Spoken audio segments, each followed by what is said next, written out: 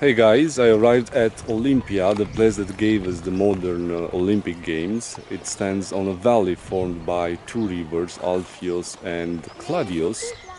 And an earlier ruler of this place was Pelops, from whom the entire island today took his name. Entering into the site, you will have on the left side, coming towards this direction, an administrative building called Prytanion was the place where the competitors and officials feast before the games. On the right side is the gymnasium,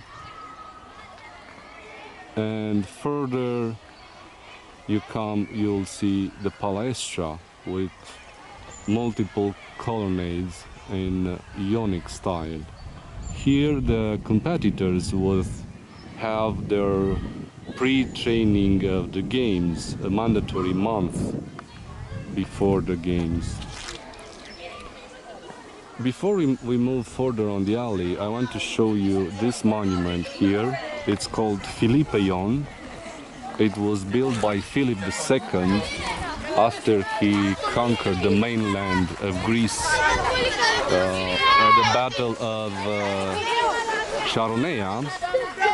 But I think it was finished by Alexander the Great, and into the inner chamber it used to stand the statues of the Macedonian family.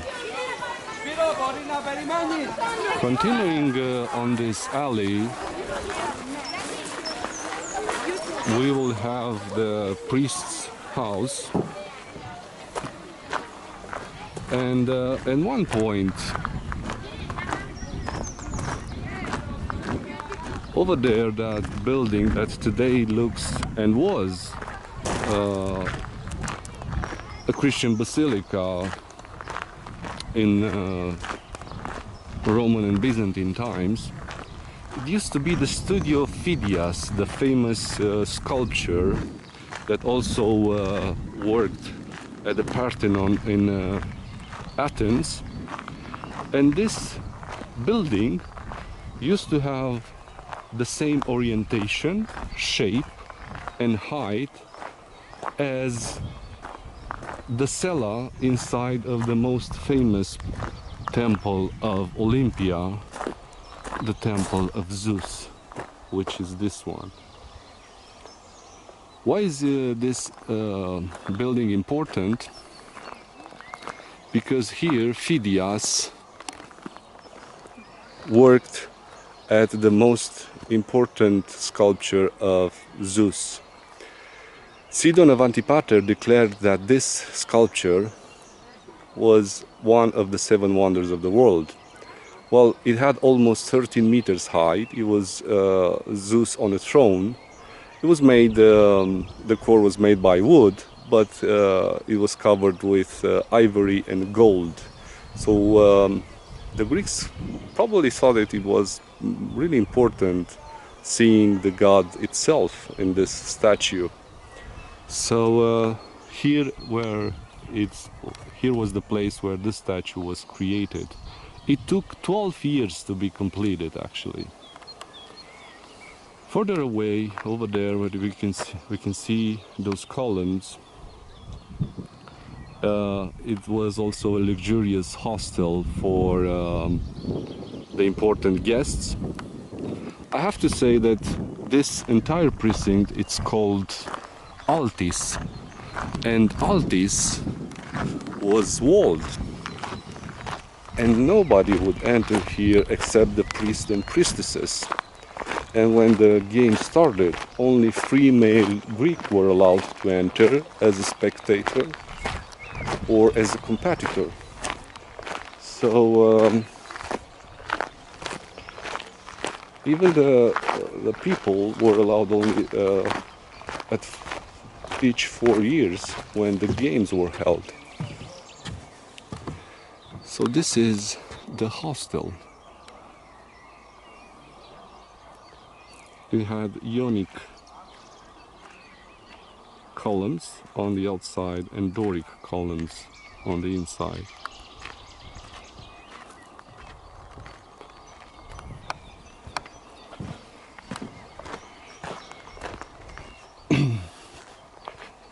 This is, as I said, the temple of Zeus. It was a really big temple. Could have been a competitor of the Parthenon in Greece, in Athens. Well, I don't think I have seen so big capitals. Probably only in Salamis, Cyprus, but definitely it was big, and it had beautiful ornaments. Now are displayed in the museum of Olympia, not far from here, and depicts the battle between centaurs and lapids, and also the labors of Hercules. Hercules, who was actually one of the first victors here at Olympia. On this other side, it was the building of Bouleuterion. It was the council building, the committee building, where there used to be a big statue of Zeus, where competitors and referees and judges would take the oath. Well, it's important to know how this game started, because there were three important figures. One was the ruler of this place. The second one was Lycurgus, the famous legendary ruler of Sparta. And the third was the Oracle of Delphi. Those three characters were the ones who established the rules and created the oath of these games, Pan-Hellenic games. So from here, they would go towards the stadium. But until we get there, I have to say that these oaths and rules were pretty respected back then. Not necessarily during the Roman times. For example, but there are remnants of Nero Villa, the Roman emperor, who also had an arch to enter in his anticipation of his victories, which he definitely had it. Well, during his rule, he also participated to a chariot race on a hippodrome behind this villa. And even if he fell twice and never completed the race, he was declared victorious. But there were lots of stories during Roman times of bribery and moments when rules and oaths were not respected.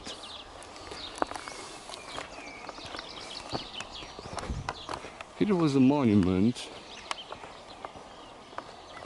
erected on the expense of a team that won. On top of it used to be a winged Nike. It is displayed also in the museum. Here was the entering on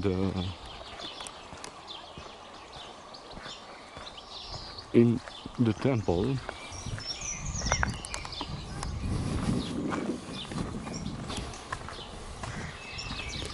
Large capitals, you can see it from close, really large capitals. And these drums that are now littering the ground used to form this immense temple.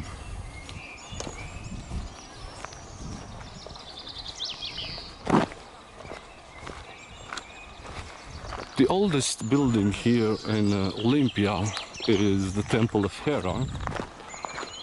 Is this one in front of us. It was built in the 7th century before Christ. Well, the first games were held in 776 before Christ.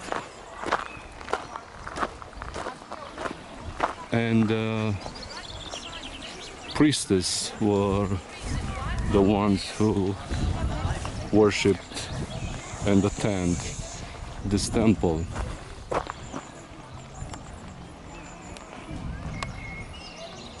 Starting in 1936, when the Olympia from Berlin took place, was the first time when the torch was ignited here at this place, and they use a parabolic glass, and with the sun power they will ignite the torch, and afterwards they will take it to the place where Olympic Games are held.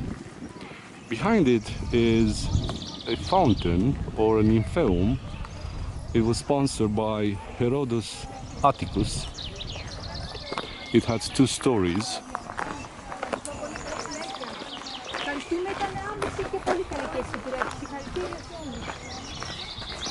And then we have a series of other buildings.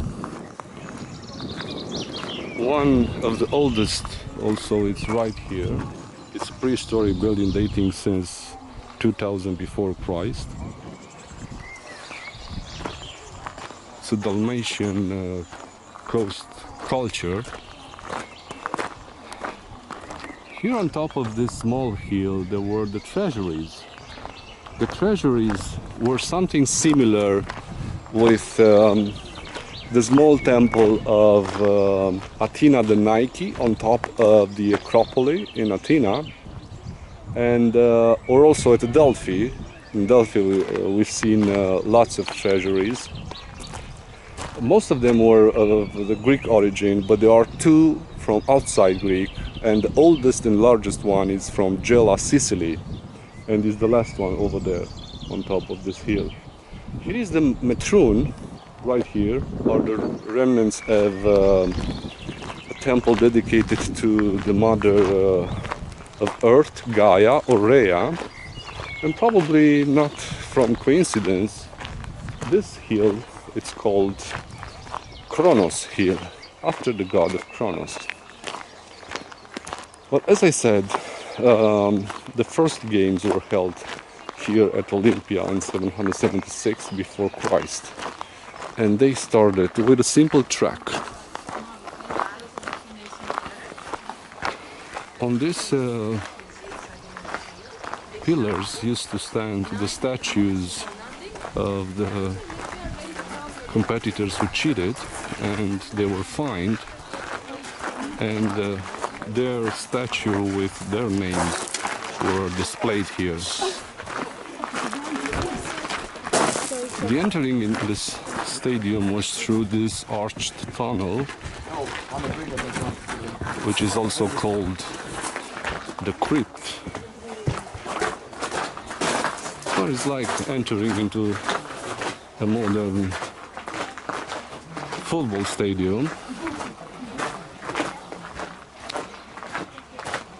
And even if at first it was only one track and one race of almost 200 meters, well, actually it has 192 meters long. This is the length. Then they developed the games, made it obviously for with 2 laps for 400 meters and up to 24 laps of 5,000 meters. Then they used to introduce other types of games like wrestling and javelin, and wrestling was a little bit brutal, but as you can see, people are racing now to see and understand how they used to do it in antiquity.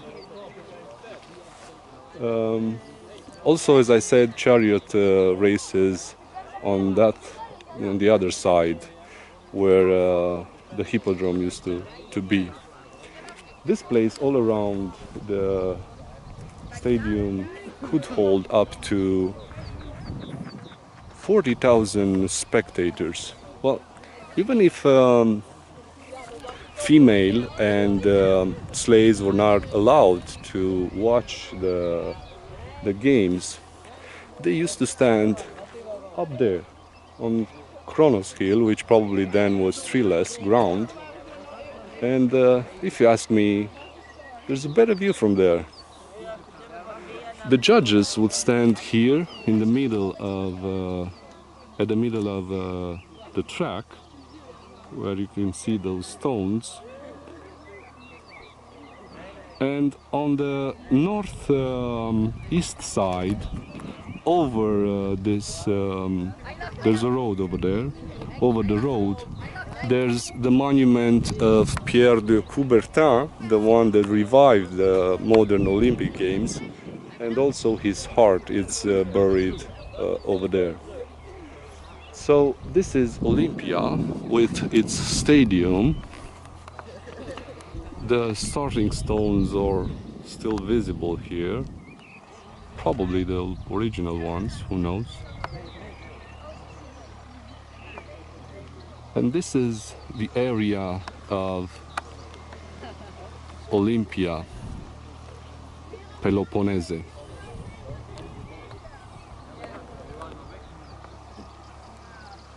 See you next time.